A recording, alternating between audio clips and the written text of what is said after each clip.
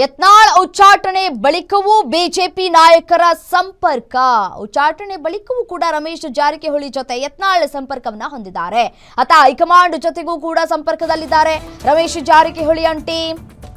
ನಿನ್ನೆ ರಮೇಶ್ ಜಾರಕಿಹೊಳಿ ಜೊತೆ ಕಾಣಿಸಿಕೊಂಡಿದ್ದಾರೆ ಯತ್ನಾಳ್. ರಮೇಶ್ ಜಾರಕಿಹೊಳಿ ನಿವಾಸಕ್ಕೆ ಯತ್ನಾಳ್ ತೆರಳಿದ್ದಾರೆ. ಗೋಕಾಕ್ ಗ್ರಾಮ ದೇವತೆ ಜಾತ್ರಾ ಮಹೋತ್ಸವದಲ್ಲಿ ಭಾಗಿ ಕೂಡ ಆಗಿದ್ರು. ಮಹಾಲಕ್ಷ್ಮೀ ದೇವಿ, ದುರ್ಗಾದೇವಿ, ದ್ಯಾಮವ್ವ ದೇವಿ ದರ್ಶನವನ್ನ ಕೂಡ ಪಡೆದುಕೊಂಡ್ರು ಉಭಯ ನಾಯಕರು. ನಿನ್ನೆ ರಾತ್ರಿ ದೇವಸ್ಥಾನಕ್ಕೆ ತೆರಳಿ ಪೂಜೆಯನ್ನ ಸಲ್ಲಿಸಿ ಚರ್ಚೆ ಕೂಡ ಮಾಡಿದ್ದಾರೆ ಅನ್ನೋದು ಕೂಡ ಗೊತ್ತಾಗ್ತಾ ಇದೆ. ಭಾರಿ ಚರ್ಚೆಗೆ ಕಾರಣ ಆಗ್ತಾ ಇದೆ ಉಭಯ ನಾಯಕರ ಭೇಟಿ. ನಿನ್ನೆ ಭೇಟಿ ವೇಳೆ ಪ್ರಸಕ್ತ ರಾಜಕೀಯ ವಿದ್ಯಮಾನಗಳ ಬಗ್ಗೆ ಚರ್ಚೆ ಆಗಿದೆ. ರಾಜ್ಯ ಬಿಜೆಪಿಯಲ್ಲಿ ರಾಜ್ಯಾಧ್ಯಕ್ಷರ ಆಯ್ಕೆ ಬಗ್ಗೆ ಗಂಭೀರವಾಗಿ ಚರ್ಚೆ ಆಗ್ತಾ ಇದೆ. ಮತ್ತೊಂದು ಕಡೆ ವಿಜಯೇಂದ್ರ ಅವರು ಕೂಡ ನಾನೇ ರಾಜ್ಯಾಧ್ಯಕ್ಷ, ನನಗೆ ಯಾರೂ ಪೈಪೋಟಿ ಇಲ್ಲ, ಮುಂದಿನ ರಾಜ್ಯಾಧ್ಯಕ್ಷ ನಾನೇ, ಸದ್ಯಕ್ಕೆ ರಾಜ್ಯಾಧ್ಯಕ್ಷರ ಪಟ್ಟ ಖಾಲಿ ಇಲ್ಲ ಅನ್ನುವಂತಹ ಸಂದೇಶ ರವಾನೆ ಮಾಡ್ತಾ ಇದ್ದಾರೆ. ಮತ್ತೊಂದು ಕಡೆ ಯಾವುದೇ ಸಂದರ್ಭದಲ್ಲೂ ವಿಜಯೇಂದ್ರ ಹೆಸರು ಘೋಷಣೆ ಆಗಬಾರದು ಅನ್ನುವಂತಹ ನಿಟ್ಟಿನಲ್ಲಿ ತೆರೆಮರೆಯಲ್ಲಿ ಒಂದಷ್ಟು ಪ್ರಯತ್ನಗಳು ಕೂಡ ಆಗ್ತಾ ಇದೆ. ಯಾವುದೇ ಸಂದರ್ಭದಲ್ಲಿ ಬೇಕಾದ್ರೂ ವಿಜಯೇಂದ್ರ ಅವರ ಹೆಸರು ಘೋಷಣೆ ಸಾಧ್ಯತೆ ಇದೆ.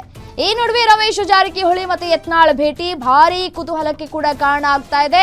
ಈ ಉಭಯ ನಾಯಕರ ಭೇಟಿ ಯಾಕಾಗಿ ಭೇಟಿಯಾದ್ರು, ಭೇಟಿಯಾಗಿದ್ದು ಒಂದ್ ಕಡೆ ಚರ್ಚೆ ಆಗ್ತಾ ಇದೆ. ಏನೆಲ್ಲ ಮಾತುಕತೆ ಆಡಿದ್ರು ಉಭಯ ನಾಯಕರು ಅನ್ನೋದು ಪ್ರಶ್ನೆ. ಏನು ಇದೇ ವಿಚಾರಕ್ಕೆ ಸಂಬಂಧಪಟ್ಟಂತೆ ಮತ್ತಷ್ಟು ಡೀಟೇಲ್ಸ್ ಕೊಡ್ತಾ ಹೋಗ್ತಾರೆ ನನ್ನ ಕಲೀಗ್ ಕವನ ಫೋನ್ ಸಂಪರ್ಕದಲ್ಲಿದ್ದಾರೆ. ಎಸೇನು ಕವನ, ಯತ್ನಾಳ್ ರವರ ಉಚ್ಚಾಟನೆ ಆಯ್ತು, ಉಚ್ಚಾಟನೆ ಆದ ಬಳಿಕವೂ ಕೂಡ ಇದೀಗ ರೆಬಲ್ ಟೀಮ್ ಜೊತೆ ಕಾಣಿಸ್ಕೊಂಡಿದ್ದಾರೆ. ರಮೇಶ್ ಜಾರಕಿಹೊಳಿ ಅವರ ಜೊತೆ ಭೇಟಿಯಾಗಿ ಮಾತುಕತೆ ನಡೆಸಿರುವಂತಹ ಸಾಧ್ಯತೆಗಳು ಕೂಡ ಇದೆ. ಏನೆಲ್ಲ ಚರ್ಚೆ ಆಗಿರಬಹುದು ಅಂತ ಹೇಳಿ. ರಮ್ಯಾ, ಏನು ಯತ್ನಾಳ್ ಉಚ್ಚಾಟನೆ ಬಳಿಕ ಬಹಿರಂಗವಾಗಿ ಎಲ್ಲಿಯೂ ಕೂಡ ರೆಬಲ್ ನಾಯಕರು ಯತ್ನಾಳ್ ಅವರ ಜೊತೆ ಕಾಣಿಸ್ಕೊಳ್ತಾ ಇರ್ಲಿಲ್ಲ.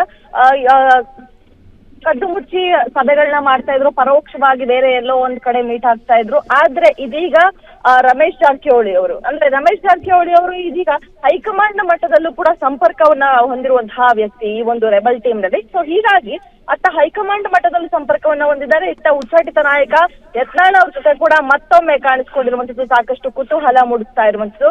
ಉಚ್ಚಾಟನೆ ಬಳಿಕ ಎಲ್ಲರೂ ಕೂಡ ಯತ್ನಾಳ್ ಅವ್ರನ್ನ ಹೊರಗಿಟ್ಟಿದ್ದಾರೆ. ಯತ್ನಾಳ್ ಅವರ ನಡವಳಿಕೆಯಿಂದ ಬೇಸರಗೊಂಡಿದ್ದಾರೆ ರೆಬಲ್ ನಾಯಕರು. ಏನು ಒಂದು ರೆಬಲ್ ತಂಡದಿಂದಲೇ ಯತ್ನಾಳ್ ಅವ್ರನ್ನ ಆಚೆ ಕಳಿಸಿದ್ದಾರೆ ಅನ್ನುವಂತಹ ಮಾತುಗಳು ಸದ್ಯ ಕೇಳಿ ಬರ್ತಾ ಇತ್ತು ಕೆಲ ದಿನಗಳ ಹಿಂದೆ. ಆದ್ರೆ ಇದೀಗ ರಮೇಶ್ ಜಾರಕಿಹೊಳಿ ಅವರ ಕ್ಷೇತ್ರದ ಒಂದು ಜಾತ್ರಾ ಮಹೋತ್ಸವದಲ್ಲಿ ಯತ್ನಾಳ್ ಅವರು, ರಮೇಶ್ ಜಾರಕಿಹೊಳಿ ಅವರು ಇಬ್ರು ಕೂಡ ಭಾಗಿಯಾಗಿರುವಂತದ್ದು ಸಾಕಷ್ಟು ಕುತೂಹಲ ಮೂಡಿಸ್ತಾ ಇರುವಂತದ್ದು. ಇನ್ನೇನು ರಾಜ್ಯ ಬಿಜೆಪಿಯಲ್ಲಿ ಸಾಕಷ್ಟು ಬೆಳವಣಿಗೆಗಳಾಗುತ್ತೆ, ರಾಜ್ಯಾಧ್ಯಕ್ಷರ ಆಯ್ಕೆ ಆಗುತ್ತೆ ಅನ್ನುವಂತಹ ಸಂದರ್ಭದಲ್ಲೇ ಇದೀಗ ಈ ಇಬ್ಬರು ಉಭಯ ನಾಯಕರು ಭೇಟಿಯಾಗಿರುವಂತದ್ದು ಸಾಕಷ್ಟು ಕುತೂಹಲ ಮೂಡಿಸ್ತಾ ಇರುವಂತದ್ದು. ರಮ್ಯಾ, ಅದೇ ರೀತಿಯಾಗಿ ಯಾವ ವಿಚಾರವಾಗಿ ಚರ್ಚೆ ಆಗಿರ್ಬೋದು, ಸಾಕಷ್ಟು ಬಾರಿ ಯತ್ನಾಳ್ ಅವ್ರಿಗೆ ಏನು ಬೇರೆ ಬೇರೆ ನಾಯಕರು ತಿಳಿ ಹೇಳುವಂತ ಕೆಲಸ ಅಂದ್ರೆ ಮಾಧ್ಯಮಗಳಲ್ಲಿ ಯಾವುದೇ ರೀತಿಯಾಗಿ ಹೇಳಿಕೆಗಳನ್ನ ಕೊಡ್ಬೇಡಿ, ಆದಷ್ಟು ಸೈಲೆಂಟ್ ಆಗಿರಿ. ಇನ್ನೇನು ರಾಜ್ಯಾಧ್ಯಕ್ಷರು ನೂತನವಾಗಿ ಬೇರೆ ಯಾರಾದ್ರೂ ಆಯ್ಕೆ ಆಗ್ಬೋದು ಅಥವಾ ವಿಜೇಂದ್ರ ಅವರೇ ಆಯ್ಕೆ ಆಗ್ಬೋದು.